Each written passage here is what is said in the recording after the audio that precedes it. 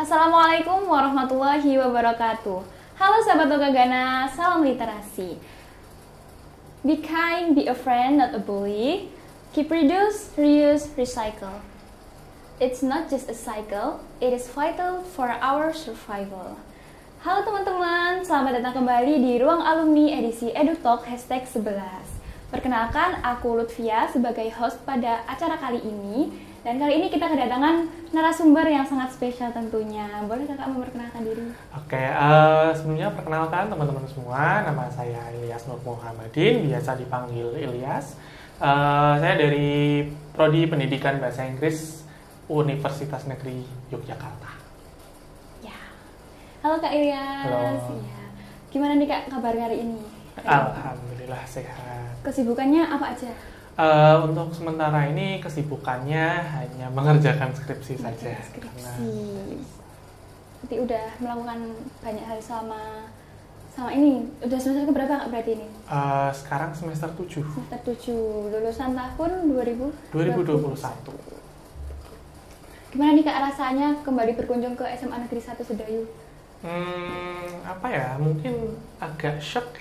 Banyak perubahan apa banyak gimana? sekali perubahan, fasilitasnya makin bagus, terus ada banyak ruangan-ruangan baru yang lebih memudahkan siswa mungkin untuk berekspresi gitu. Terakhir ke SMA setelah lulus kapan, Mas?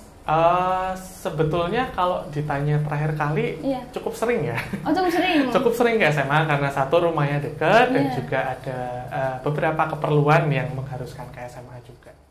Kalau dulu Mas Ilyas kelas apa nih? Dulu kelas IPS 1. IPS 1. Kok ngambil IPS tuh kenapa dulu? Nah, dulu ngambil IPS karena satu, saya minatnya tidak minat sama sekali di Saintek. Oh, tidak minat. Jadi jelas nggak bakal cocok di MIPA. Iya.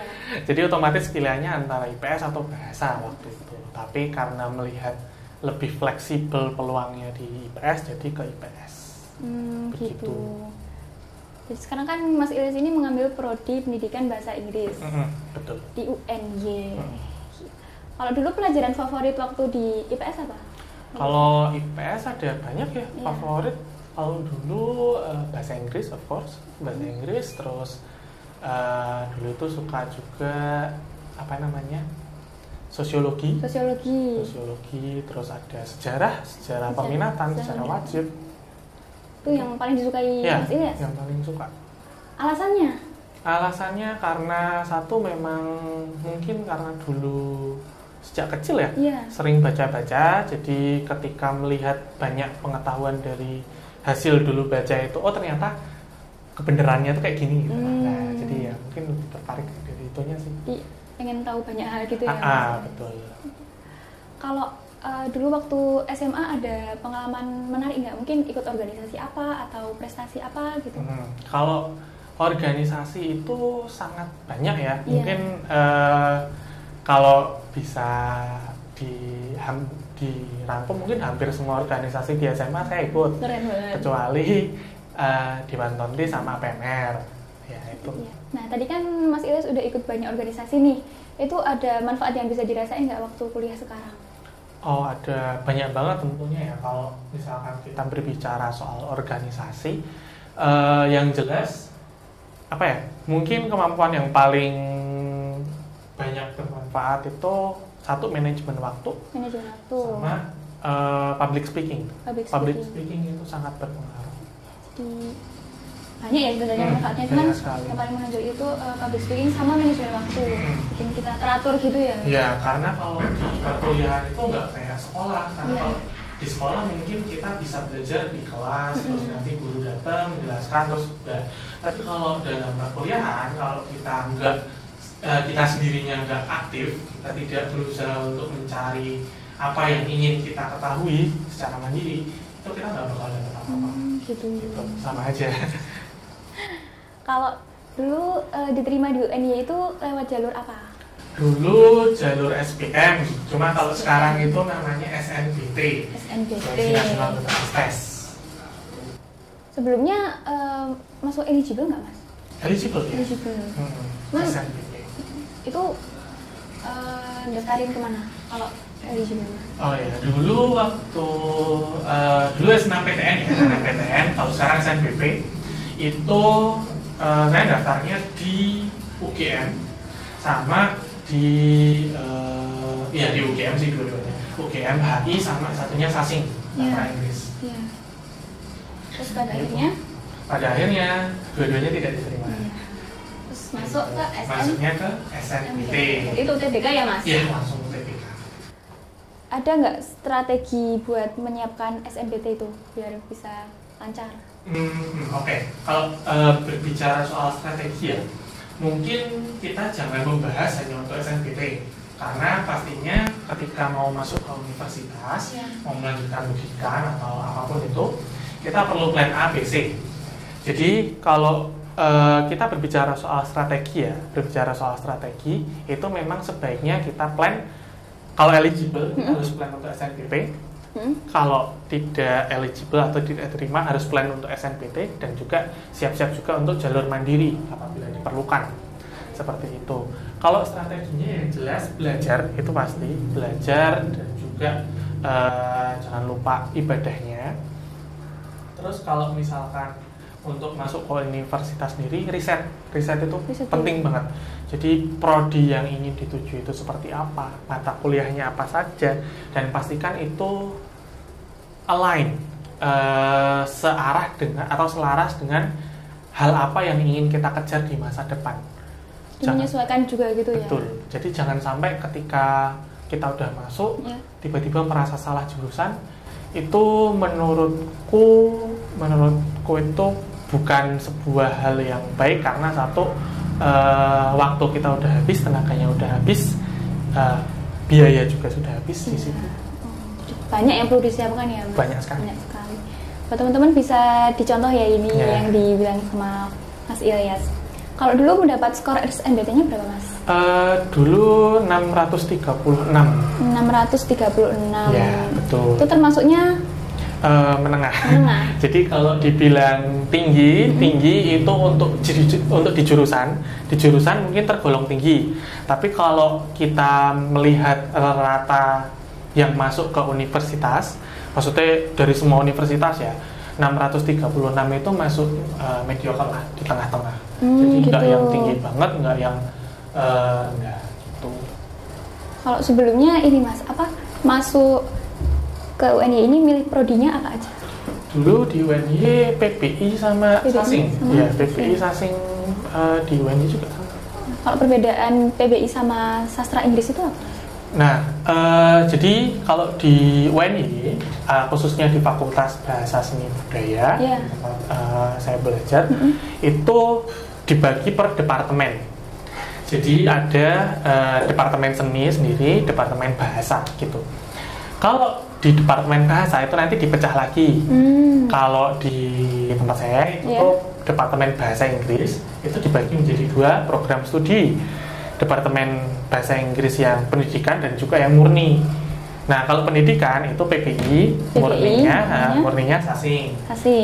Kalau perbedaan antara dua-duanya mungkin gampangannya kalau PBI itu kita akan dapat yang namanya ilmu pedagogi atau ilmu pendidikan untuk mengajar.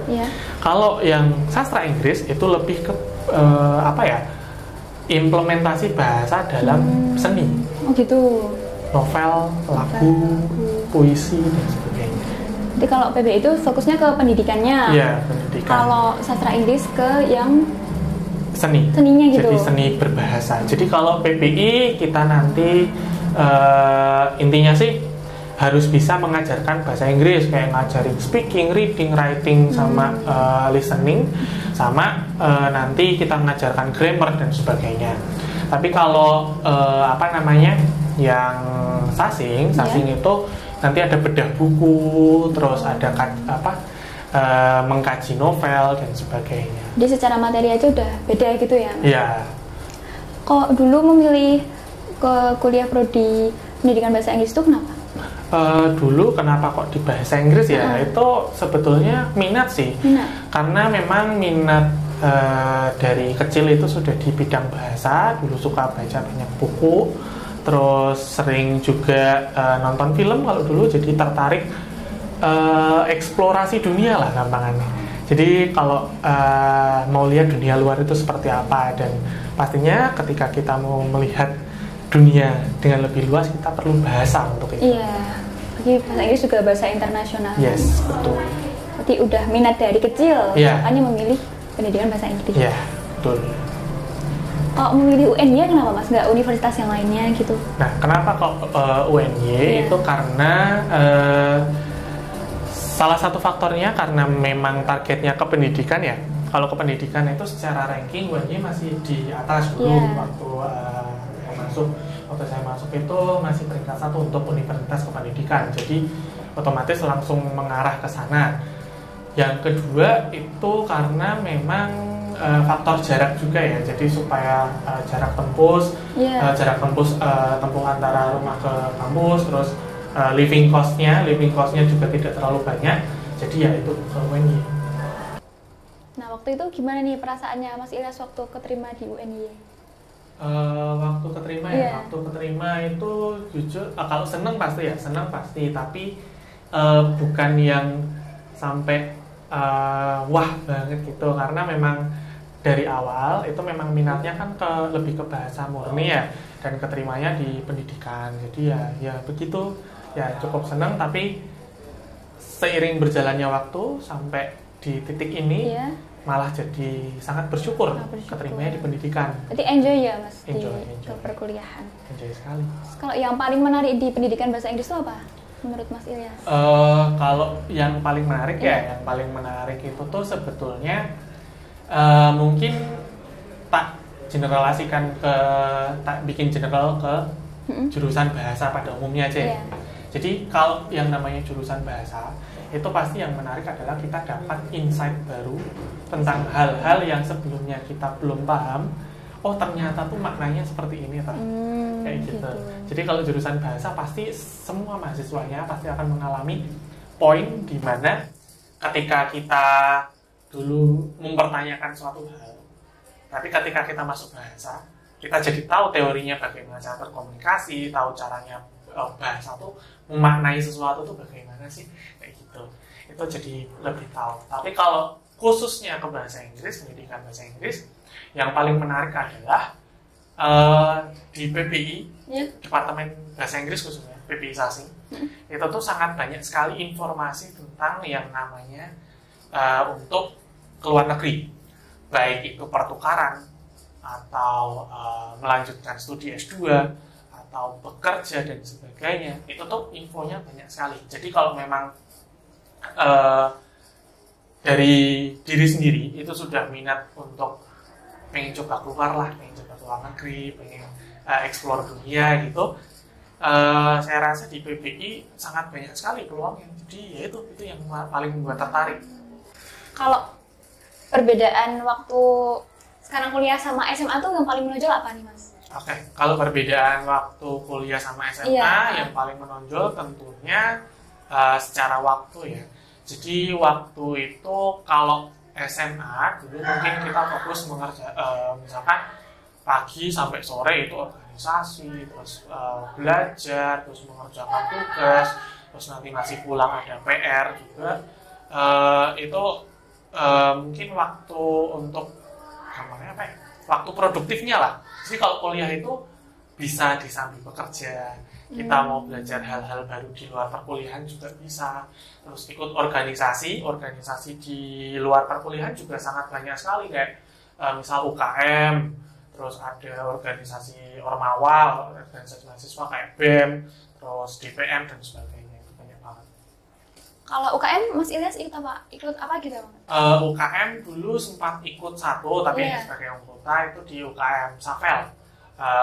Itu UKM bahasa asing juga di UNY, dan UKM-nya lumayan besar. Oh gitu. Kalau menurut Mas Ilyas nih, ada yang bisa dibagikan untuk adik-adik kelas, apa saja kebiasaan yang mungkin sangat berguna di perkuliahan yang bisa dibiasakan waktu di sekolah nih, mumpung belum terlambat? Oke. Untuk kebiasaan yang mungkin buat teman-teman semua wajib untuk dimulai diasah dari sekarang itu literasi. Jelas, literasi membaca itu pokoknya jangan jadikan yang namanya membaca itu sebagai hobi, tapi membaca itu sebagai kewajiban. Kewajiban dan kebutuhan. Yes, kewajiban dan kebutuhan. Karena dan perlu diingat, literasi itu bukan cuma sekedar kita membaca ya, tapi membaca, memahami, meresapi, dan juga bisa mengimplementasi gitu.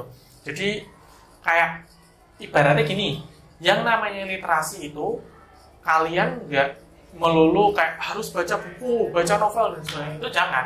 Sekarang itu kita punya sarana digital, misalkan kita di HP itu tuh kalau buat sosmed terutama yang main IG atau main TikTok, itu tuh jangan hanya dimanfaatkan untuk melihat something that is yang sedang trending. Nggak cuma hiburan aja. Iya, jangan cuma sebagai hiburan, tapi di situ tuh ada sarana di mana kalian bisa belajar tentang sosial media itu. Jadi misalkan secara cari following atau akun-akun yang dia bermanfaat. Jadi kayak yang bisa membangun literasi lah gampangannya tuh.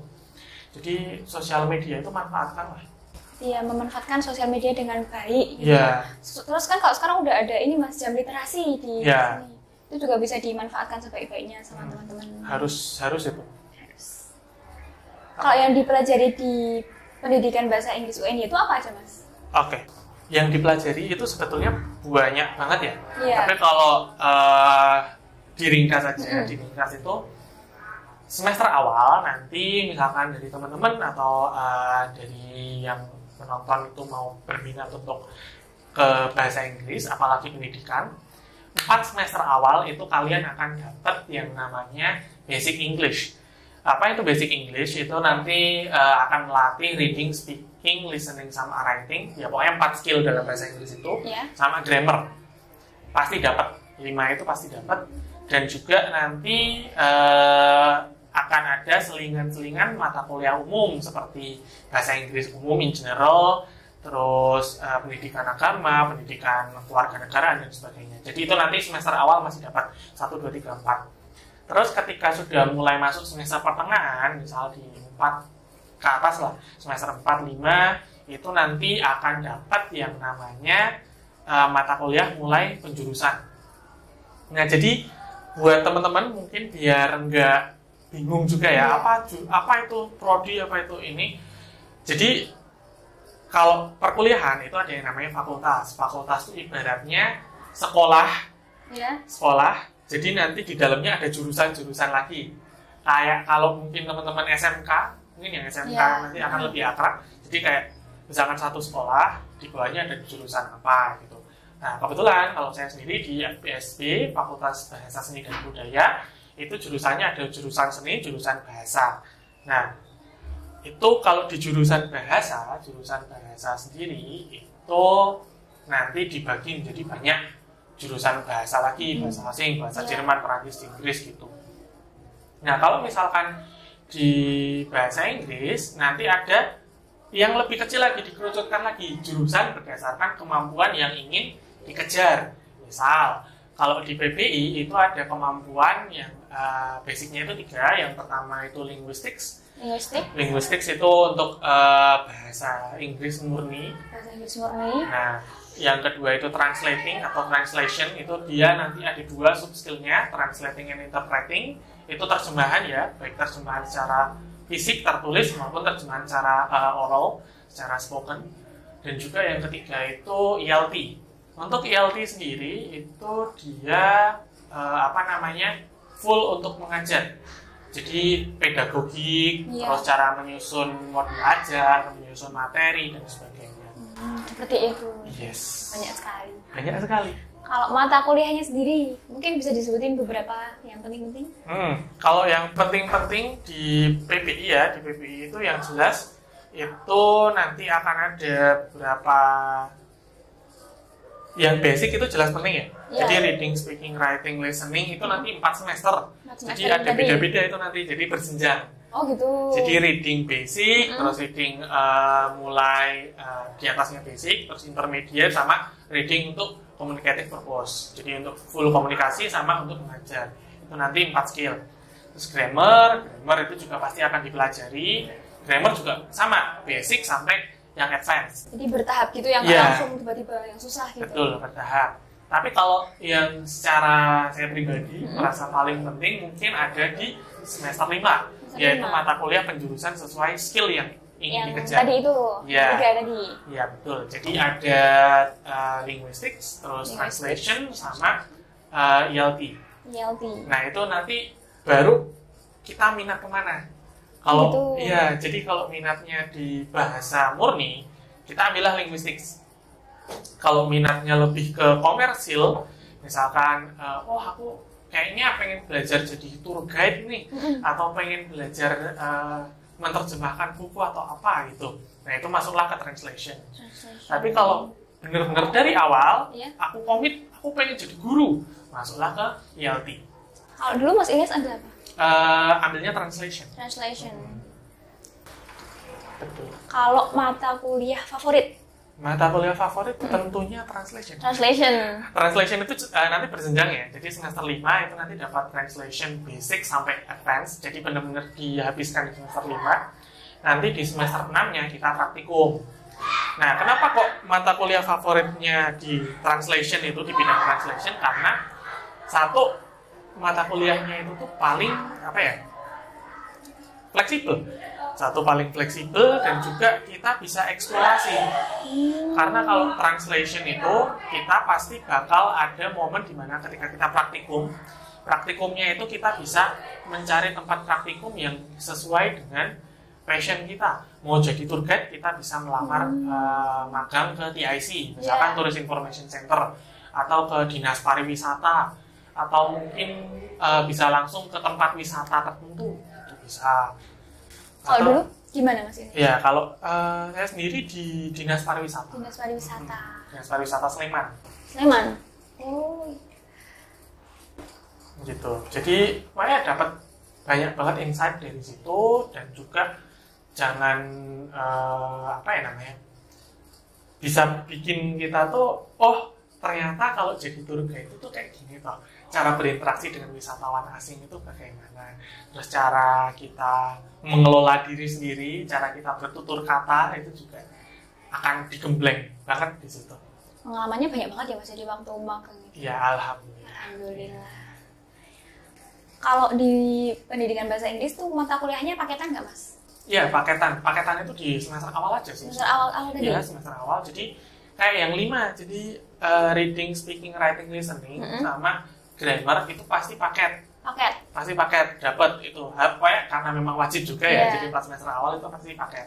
Nah, sisanya nanti ketika semester 5 ke atas itu baru nanti pilihan.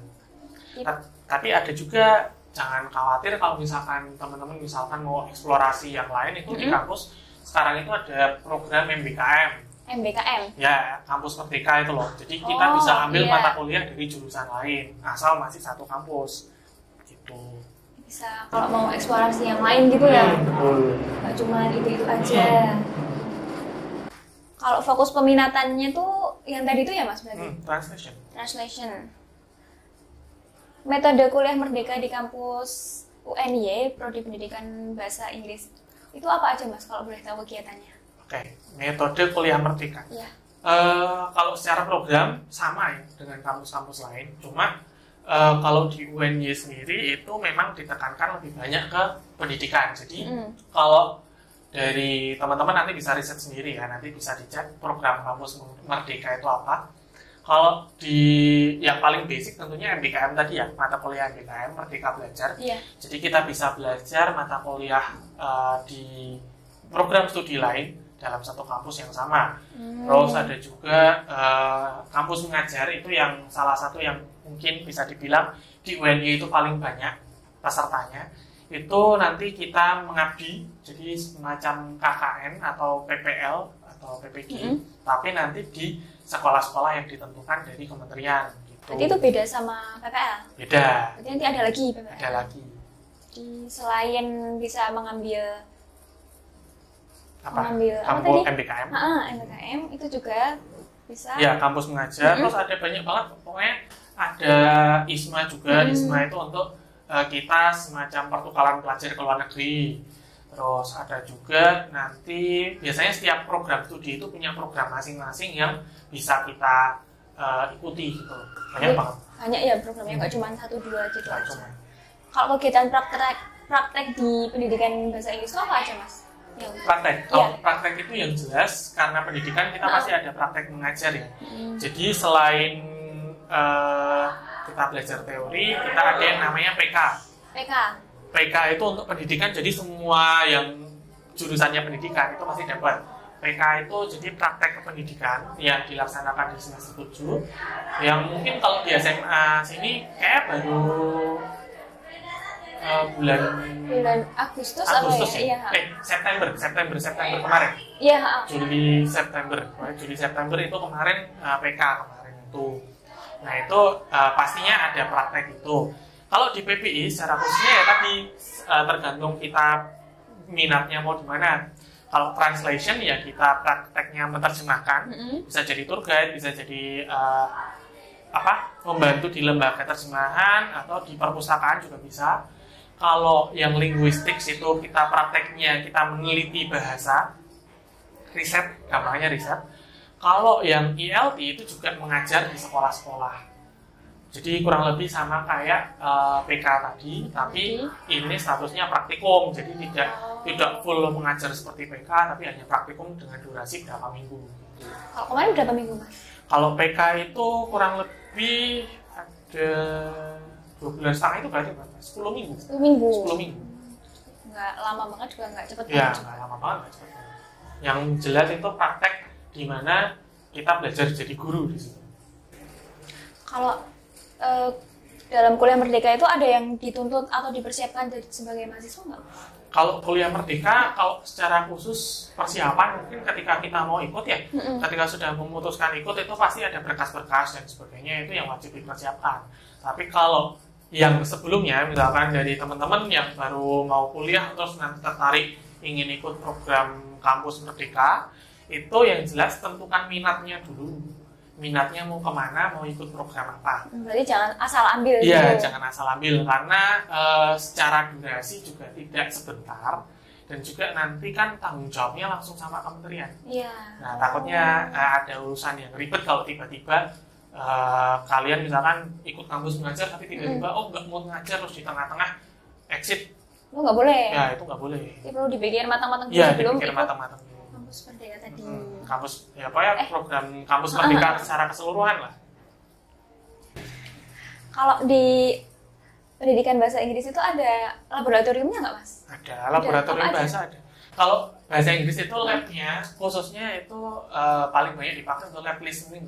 Jadi lab untuk kita berlatih untuk listening itu pasti ada labnya sendiri. Tapi kalau untuk skill yang lain itu nggak ada sih. Nggak ada lab khusus. Paling hanya listening itu saja. Listening itu apa aja mas di dalamnya? Itu di dalamnya cuma ini sarana untuk kita belajar listening. Jadi biasanya headphone sih, pakai yang match.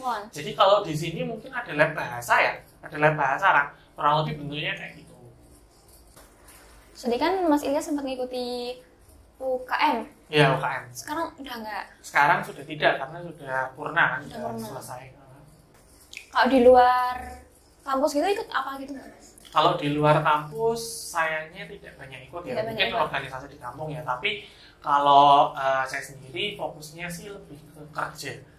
Jadi karena berhubung di jurusan pendidikan, otomatis kan nanti ketika kita persiapan ke dunia kerja, kita persiapan mau nantinya mau melamar pekerjaan dan sebagainya kan butuh pengalaman kerja. Jadi itu sih lebih berfokus ke ngajar, kelas dan sebagainya. Oh gitu. Kalau pembiayaan di kuliah di UNY itu kisaran berapa UKT-nya? Aduh, kalau kisaran agak bervariasi ya. Bervariasi. Tapi kalau mau diambil pangkal bawahnya itu ada UKT 1 sampai UKT 10 kalau sekarang. Ada tingkat-tingkatannya. Yaitu nanti menyesuaikan keadaan ekonomi saja, keadaan ekonomi dari si mahasiswanya. Jadi misalkan nanti dapat UKT yang tinggi nanti bisa di semester berapa atau dalam periode tertentu minta pengajuan penurunan karena keberatan dalam bayarnya gitu. Jadi kalau UKT sangat bervariasi ya. Nggak bisa ditetapin Iya, berapa gitu. Iya, nggak bisa ditentukan berapa. Jadi kalau mau di range ya riset di prodinya. Gitu. Buat teman-teman yang mau masuk prodi pendidikan bahasa Inggris bisa riset sendiri juga ya. Riset dicek di apa namanya? Nggak bahasa Inggris aja sih, maksudnya semuanya aja. Secara keseluruhan ya. Secara keseluruhan, karena kalau bahasa Inggris itu nanti range-nya juga sama, UKT 1 sampai 10. Beda-beda gitu kan. Beda-beda. Jadi kalau kan UNY sekarang juga buka kedokteran juga ya. Misalkan itu kan otomatis kalau UKT kedokteran sama UKT bahasa Inggris kan beda jauh, ya. Pasti beda jauh. Jadi riset sesuai prodi yang diminati masing-masing aja. Gitu. Di websitenya ada kok. Dicek aja website UNY-ID, cek UKT gitu aja. Itu nanti ada.